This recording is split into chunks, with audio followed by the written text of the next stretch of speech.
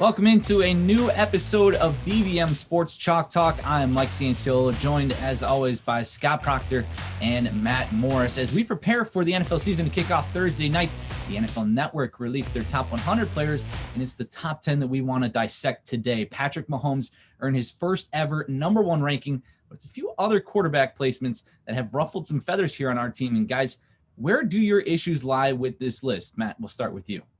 Well, my issue lies that Aaron Rodgers is third instead of number one, simply because he's the reigning MVP. You saw him go 70% completion rate for over 4,000 yards, 48 touchdowns, and only 5 interceptions, leading the Packers to their second straight NFC Championship game. And I think that if you base it off of that, and you made first team All NFL, he deserves to be number one heading into this season as the NFL top 100. Just off of those stats and how great he played last year.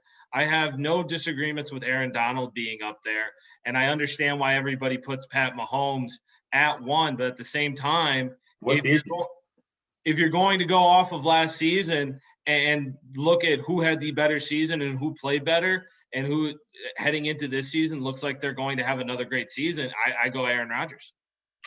Well, see, here's the thing, Matt. I assumed that you thought maybe Aaron Rodgers should be moved up a slot to maybe the 2 slot. I wasn't aware that you thought he should be ranked ahead of Patrick Mahomes, because that's pretty ridiculous. I don't know if anybody believes at this point of their respective careers that Aaron Rodgers is more talented or more impactful than Patrick Mahomes is. Patrick Mahomes is simply the best player in the NFL.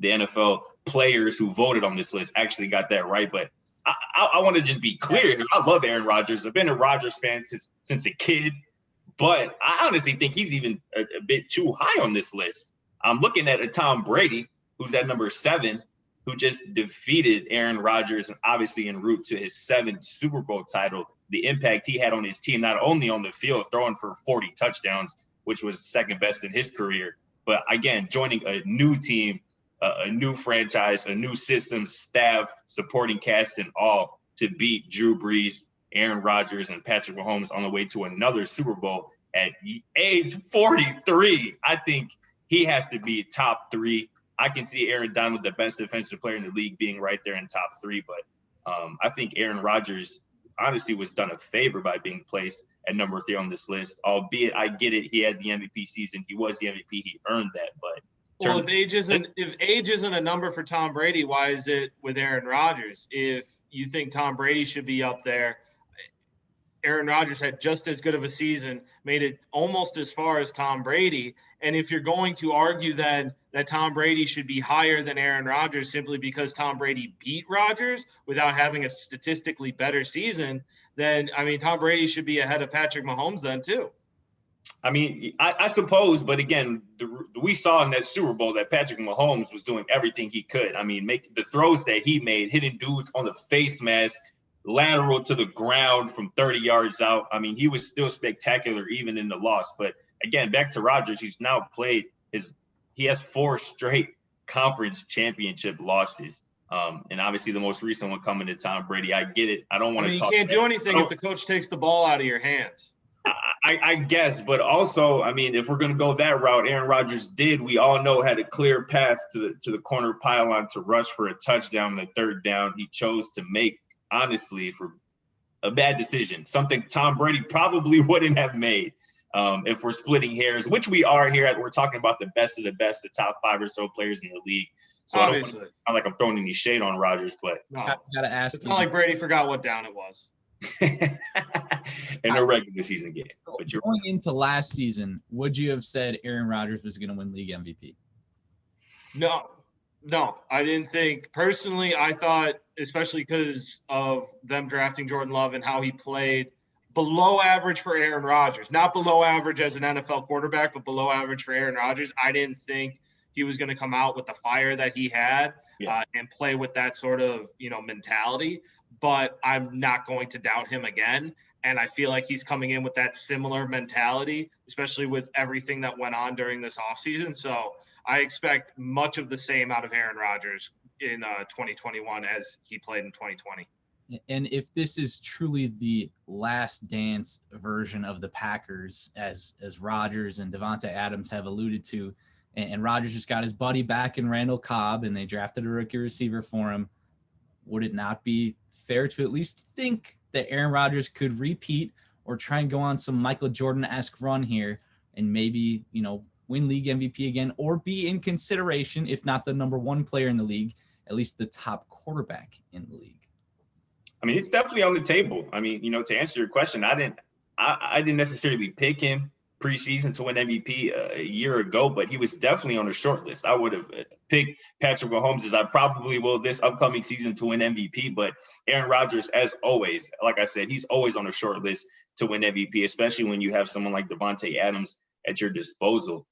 So I'm excited to see how the Packers come out, and their goal is clear. It's Super Bowl or bust. And again, when you attach things like the last dance to an upcoming season, there's going to be some expectations, especially when you're Aaron Rodgers, arguably the greatest to ever play the position. But I do want to get into my biggest issue with this list, and it's right near the edge of that top 10, right at number 10.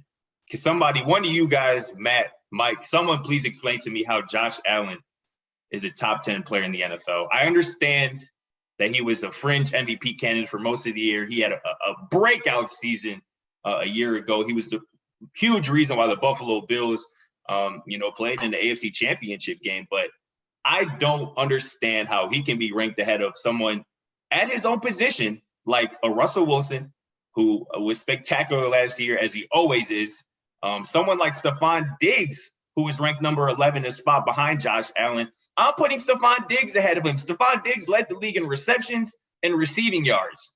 He honestly, in my opinion, is more of the reason why the Buffalo Bills were able to make such a huge leap from Josh Allen's year 2 to year 3, because you had someone like Stephon Diggs, who was literally unguardable, statistically was the best receiver in the league.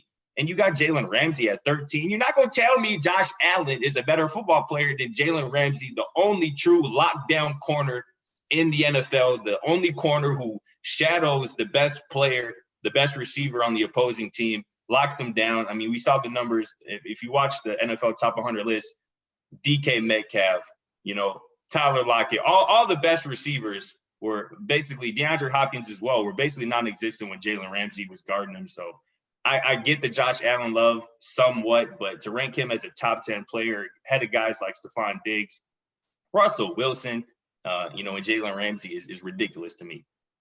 Well, last year, even though Rodgers was clearly the MVP and he got 44 of the votes, the second person with the most votes was Josh Allen, ahead of Patrick Mahomes. And if you look at everything you said about Stephon Diggs, that doesn't happen if Josh Allen is not his quarterback. And vice versa. And so, yeah, it's a chicken and the egg argument there. Right. I mean, we could start talking, but clearly Stephon Diggs was great. He was great when Kirk Cousins was quarterback, but he got even better when he had Josh Allen as his quarterback, because Josh Allen is a better quarterback. And if you look at everything that he did, 69.2% completion rate, over 4,500 yards, 37 touchdowns. He leads the Bills to an AFC Championship game.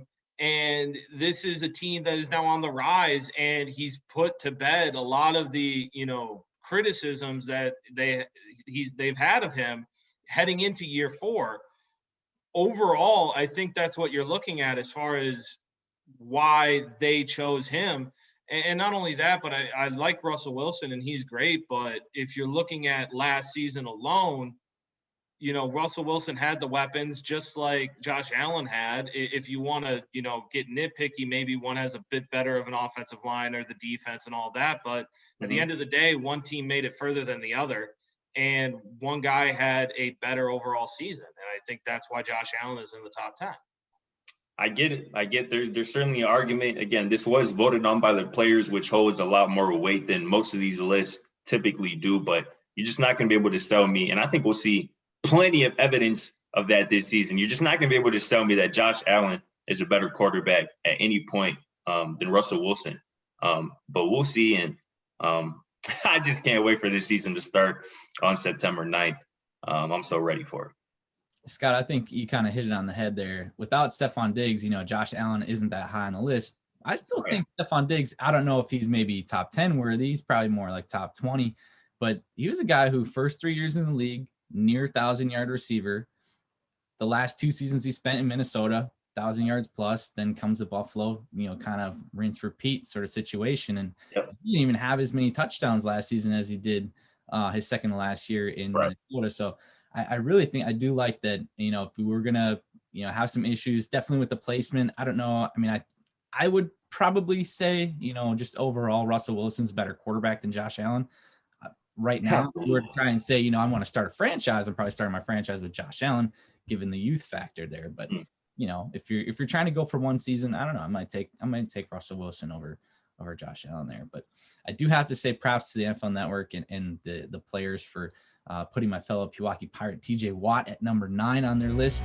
The second and only other defender besides Aaron Donald that cracked the top 10. But please enjoy the start of the NFL regular season. We will see you again after week 1 is in the books. For Scott Procter and Matt Morris, I'm Mike Cianciolo. Thanks for watching, and we will see you again on the next episode of Chalk Talk.